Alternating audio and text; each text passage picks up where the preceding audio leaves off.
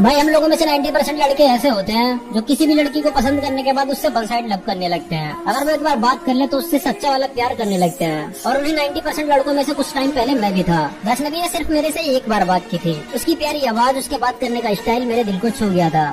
मैं उससे one side love करने लगा था। मैं वैष्णवी को देखने के लिए घंटों छत पे बैठा रहा करता था और उस टाइम मुझ में इतनी भी हिम्मत नहीं थी कि मैं उससे अपनी तरफ से बात कर सकूं। पर मेरे दिल में हमेशा एक ही बात चलती रहती थी कि मैं अपने दिल की बात उसको बोल के रहूंगा। और इसीलिए मैं एक ऐसा मौका ढूंढ रहा था जब मैं उसे अच्छे से प्रपोज कर सकूं, उसे अपने दिल की बात बता सकूं। जहाँ मैं रहता था वहाँ से लगभग 2 किलोमीटर दूर एक मंदिर था और वहाँ हर साल मेला लगता था और ये मेले का सीजन ही चल रहा था। उस दिन मेले का पहला दिन था। मैं छत पे बैठा हुआ था। तभी वैष्णवी छत पे आती है। वो मेरे से बोलती है, आप मेले में नहीं जाओगे? यहाँ पे बहुत अच्छा मेला लगता है, वहाँ पे बहुत सारे लोग आते हैं। तो मैंने उसे बोला, तुम जाओगी क्या? उसने कहा, हाँ मैं तो जाऊंगी। मैंने कहा ठीक है, मुझे भी ले चलना, मैं तो कभी गया नहीं हूँ, तुम शायद पहले जा चुकी हो। तो उसने बोला, हाँ मैं यहाँ पे 2 साल से रहती हूँ, मैं पिछली बार भी गई थी और इस बार भी जा रही हूँ। तुम एक काम करो, जल्दी से तैयार हो जाओ, हमारे बहुत सारे दोस्त जाएंगे, तुम भी साथ में चलना। तो मैंने उसे बोला, मैं तो तैयार ही बैठा हूँ। उसने बोला, इन कपड़ों में जाओगे? मैंने कहा हाँ इन्हीं में जाऊंगा। तो उसने मेरे से बोला, तुम्हारे पास शादी पार्टी वाले कोई कपड़े नहीं है? तो मैंने बोला, नहीं मेरे पास तो इसी तरह के सारे कपड़े हैं। तो उसने मेरे से बोला, चलो ठीक है कोई ना, मैं जल्दी से तैयार हो जाती हूँ, फिर तुमको बुलाती हूँ, तब तक मेरे दोस्त भी आ जाएंगे, सब लोग साथ में चलेंगे। इतना बोलकर वो नीचे चली गई।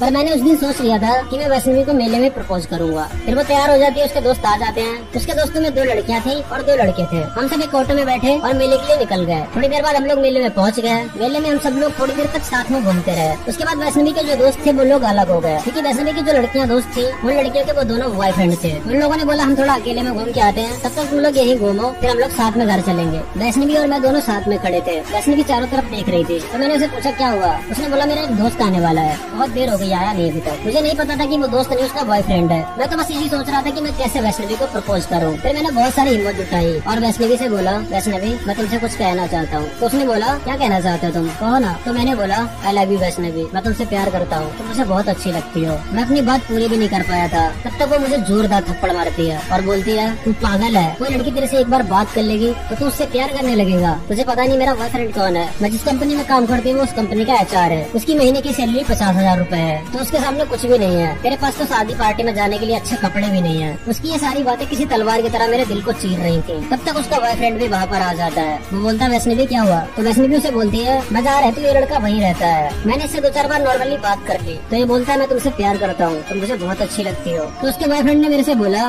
तू किस कंपनी में काम करता है? यहाँ की आसपास सारी कंपनियों में मेरे को लोग जानते हैं, अगर मैंने एक बार किसी को बोल दिया तो तुझे भी हमेशा के लिए कंपनी से निकाल देंगे। यहाँ कोई भी तुझे कंपनी में काम भी नहीं देगा। उस दिन मैं पहली बार किसी लड़के के सामने रिजेक्ट हुआ था। मेरे सामने खड़े होकर वो लड़का जो ज्ञान दे रहा था, मैं चाहता तो उसे वहीं मार सकता था, पर मेरे घर की जिम्मेदारियों ने मुझे रोक लिया था। उस दिन मैं अपने रूम पे आया, मैंने अपना सारा सामान पैक किया और सीधा देहरादून चला गया। उसके बाद मैंने